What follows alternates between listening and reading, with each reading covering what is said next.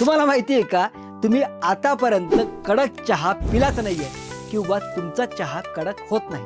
कडक चहा करायचं म्हटलं की तुम्ही चहा पत्ती टाकत जाता आणि तुमची ऍसिडिटी वाढते आणि तरीही चहा बिनकामाचा आणि एकदम पानसट बनतो. का? तुम्ही जो चहा पिताय तो आधीच 1 वर्ष जुना आहे. तपासून बघा.